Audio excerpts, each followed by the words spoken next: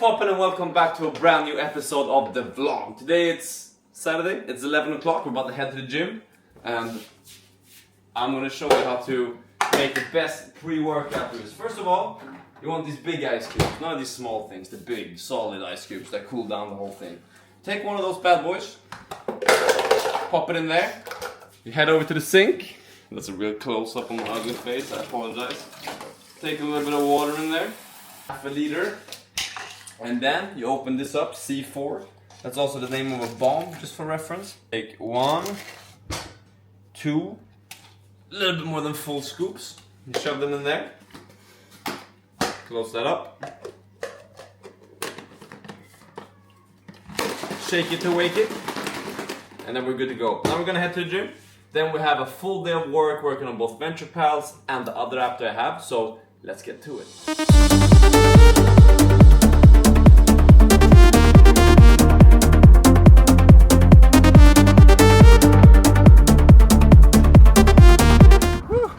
Long ass gym session. In the book you only saw me doing the weak ass exercises. You didn't see me do the deadlifts or the bench press, but that is what it is.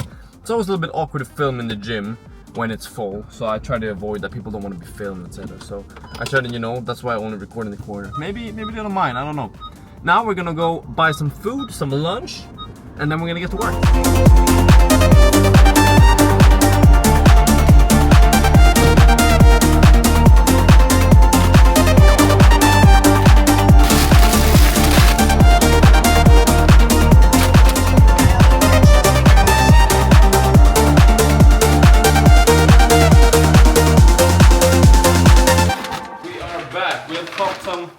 Some salads. This is a pretty good initiative Sweden has. It's like if the date's short, i.e. if they're expiring today and you're planning to eat them today, you can get some discount on the pre-made food, and it's always good quality food too. Like it's proper, so it saves a little bit of money as well as food waste. So that's always good. Here's another life hack: vitamins, 1 vitamin D, 1 water electrolyte thing, vitamin C, multivitamin. All of these in 1 glass. Never gonna get sick. Last time I was sick was probably 2 years ago. And then for meal prep tomorrow, we're gonna use some sweet and sour sauce, as well as this chicken kebab. And now we're gonna take these and we're gonna head to the room, have some lunch, and then continue coding.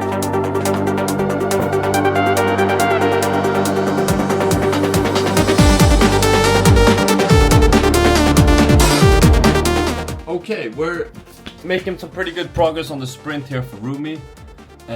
We are, or to change the name now, but I'm gonna keep calling it Rumi so I don't display their integrity, whatever you want to call it. But we've made some progress here. We have improved quite a bit the edit profile section to make it look coherent with the rest of the UI. And we're working away on this bug tracking that we have here. And now, in the early stages of an app, this isn't really bug tracking because you know that you're gonna have bugs, you know you're gonna have changes. Like I have some stuff that I know that I haven't done, for example, so I wouldn't really call them bugs. But you know, it is what it is. But I'm gonna show you how to keep track of all of these things when you're developing, how to split it into sprints, good software to use. I typically use 2 different ones. Barbara's speaking, I use another, so I'm gonna show you those 3 different pieces of software that you can use. There's a bunch of apps like this, so you feel free to use whatever. But I'm just gonna show you the system. Oof, okay, turned out to be a little bit more work in between there. But now I'm gonna hop on the computer here and show you how to plan and execute app development. So in order to plan your sprints, I would recommend that you use a system like this. So something that is kind of, like I'm not sure, is it Kanban this is called? Probably, whatever. We don't need to worry about the names and all of that. But something that looks like this, where you have a couple of buckets. For example, you have some stuff that is to be started, in progress, complete, on hold, by design, duplicate, whatever. And where multiple people, preferably your testers, can actually have access to. Go in, put something in there, and then you can work on it. So I have something like this for all of my apps, and I'm gonna show you a little bit how to use it. First of all, there are so many softwares like this that are all great and work very well. The ones that I'm using are, for some reason I use 3 different ones just because they're for 3 different teams. So first of all, for one of my apps that I'm working on with the client, I'm using Airtable. Airtable is pretty good. It's like a bug tracker. It has bug tracker features and it's got some other different things. For these things, you can go inside, you can put an open date, you can assign it to someone. In this case, I can assign it to me. I can put a description, I can attach a file, for instance, like a screenshot of the app if there's something that's wrong, for example. but just stuff like that. And then I'm able to move these between to be started, in progress, and complete. And obviously that's depending on the status that I have. So if they're to be started, they're in to be started. If they're complete, they're in complete. You get what I mean. But this really helps you isolate all of your different things, and it helps to keep track of this. You can also, now we're just solving bugs, but so I've used the sprint logic. So I've assigned it to sprint 1, 2, 3 exactly. You can also give them different categories. Now we're not really working with that, but for example, when you're starting to build an app for the first time, you can do authentication as a category. You can do error management as a category, for instance. But another good way that I'm using for Venture Pals is Trello. So Trello is just another similar feature where I'm for Venture Pals, I'm doing chat persistence, for instance, or I'm doing like these types of things. Very similar setup, but we have a backlog where we put down all of our feature ideas. And then for each sprint, we move them over to to-do. And when I'm doing them, I move over them to doing. And when they're done, they're moved to done, obviously. And then, yes, very similar way. For Arbeidsbediening, which is the store that I run, so this is a little bit different. Both Airtable and Trello is for software development. For Arbeidsbediening, I just do it to keep track of tasks. So here's one thing that I need to fix, for instance. Here's another thing that I need to fix. Stuff like that. And I have a couple of different things like general to-dos. I had a migration thing where we had a lot of different tasks. So yeah, so just general stuff. So this is a great way to, one, in your life, just organize how you do tasks and split them up. But for software development in particular, I think that this is very good. So as you can see, for sprint 1, I have completed 21 of the different features, bugs, etc. And we've made some progress there. If I want to then start the second one, I will move over to filter by sprint 2. And when I, as a developer, my testers will look through this, but before you release something to your testers, it's pretty good to check it out yourself. So here's some stuff that I've started to add, but I can then go over to my app, I can check what I think looks bad, what looks wrong. So for example, here my tasks, there's something wrong with the filtering when I have events that are on the same day, i.e. today. So that's something that I can add. So we can go to add record here. We will say something like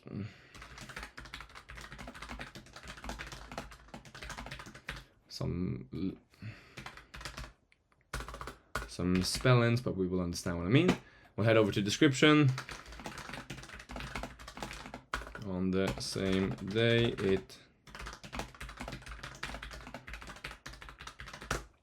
boom, like that. And then we will change it to medium priority because we're in development phase, so everything has the same priority essentially.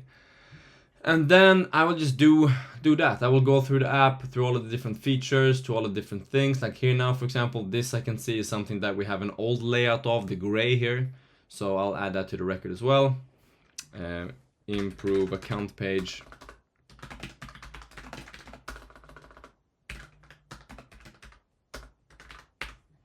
Improve account page layout, priority normal, like so. And then we will just use that methodology over and over. So you'll go through your app, you'll review the things, you'll put the things to be started. If it's something that needs to be categorized, you can do it like that and then add it to uncategorized. And then once you have a list of all of the different features that you want to do. So for example, not sure if we've been using this, but let's remove this filter. Yeah, unnamed record, for instance. So yeah, you can choose if you want to add all of the different features here and then categorize them, or you can look through them in different sprints and do it that way.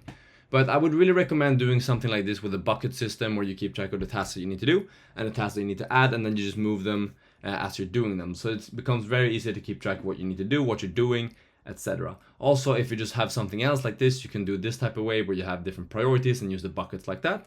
Or you can, and here this was a development cycle, you can do this logic where you have completed tasks. Yeah, so pretty standard stuff. But I would really recommend that you implement something like this. There's other software, there's Jira, there's Miro, there is Monday.com, they all work well. But I would really recommend that you set up your development in such a way where you list all of the tasks which you need to do, maybe put a category on them, for example, authentication, and then there you put everything that has to do with authentication, and then you prioritize them in that way so that you and your stakeholders can keep track of what's going on. They can see that there's progress, and you can kind of estimate how long and how much time you have left on your development. So definitely check those out. I will leave a couple of those links to Trello and to Airtable in the description down below. and let's get back to work. Alright, so I just realized that segment was actually 6 minutes. I'm trying to make these videos a little bit shorter. Some of them have been like 20 minutes. I want to stick to around, 8 to 10 minutes. So we're actually going to end that video there. It's 5:30. We're going to work a little bit on Venture Pals, which I'm going to be showing you more about tomorrow, which, as you probably know by now, is my other app. But that was a little bit on how I structure apps. I hope you can take something away with it. If you have any other tips, then feel free to comment down below.